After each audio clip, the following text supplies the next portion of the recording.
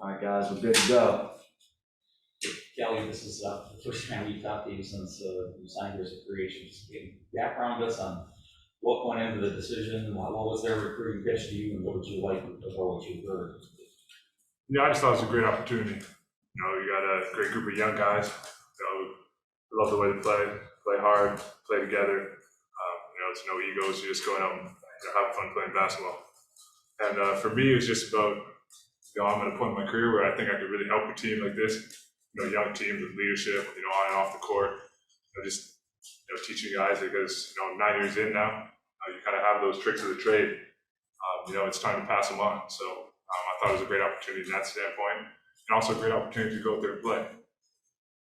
Was it noticeable that this team kind of had a little bit of grit to them last year when you went up against them? Obviously, they didn't win a lot of games, but they were in a lot of games in terms of margin. Was it noticeable going up against them? Yeah, definitely. I think I only played them once, actually. Did you? Okay. At the very beginning of the year, because I got traded. Right. Houston already played them, and Miami was playing them at the end of the year. Yeah. But yeah, I mean, they definitely had some grit, some toughness. That's how Casey's teams have always been, though. It's something that he takes pride in, and they take pride in not only the Pistons, but in this city, I think. So it's definitely part of that resume and that that blue-collar attitude. When you were in Miami last year, about 2/3 of your shots were triples, and when you went to Houston, it was a little under 40%, I think. Is that more about the role you were asked to play in those? Yeah, it was definitely the role. Miami, that's what they wanted me to do. Space the floor, shoot the ball, kind of just be that stretch big, and keep the floor open for those other guys. That was kind of their philosophies and what they wanted to get done. And that's where my role was, and what your role is. You're going to try and excel and be the best you can at your role. When I went to Houston, they were kind of things were shaking up over there, and they had a lot of injuries and didn't have a lot of guys, and they needed me to do more stuff. Handle the ball a little more. Play inside, play outside, play off the dribble, play pick and rolls, different actions. So I didn't end up shooting as much, just kind of threes because I needed to do more for that team and to help those guys. I know it's early here, but do you have an idea which of those two kind of extremes will be more like this fit? I think it's going to be a blend. I don't think it's going to be either extreme. I think it's going to be a blend, and obviously it'll change and kind of be fluid as games go along, seasons go along. But you're just out there, you're doing whatever you see fits and works, and whatever can help a team win. How do you see yourself fitting along with Isaiah Stewart, Olynyk, you mentioned time this week that you and him can pair together, obviously some complementary skill sets there. How do you see that fit? Yeah, definitely. I mean, I played kind of throughout my career, with bigs like Isaiah, alongside guys that play the 4 and stretching the floor, but I've also played, the 5 with smaller units, and making it tough for people to guard, play more perimeter oriented, draw guys outside of the paint and create space for those attacking guards. So that's kind of the versatility you want to bring to a team. Hopefully I can.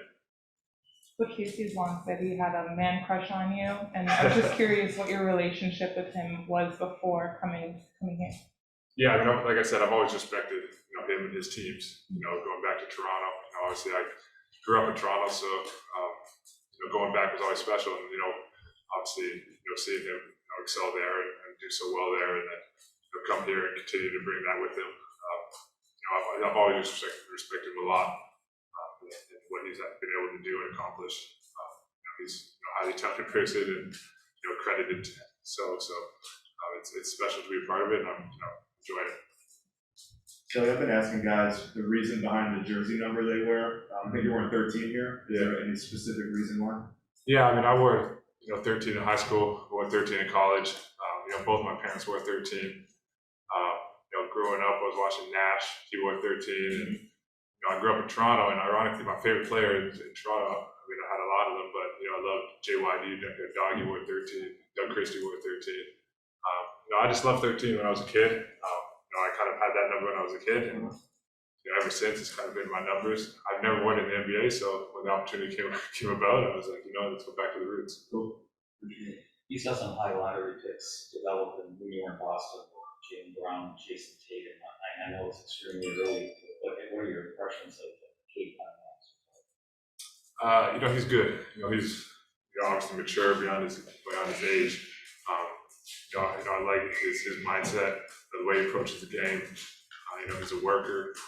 So you know, it's exciting. It's exciting to see a talent like that, you know, on your team and come through. And it'll be exciting to watch him grow and develop into you know, a leader on the court, off the court.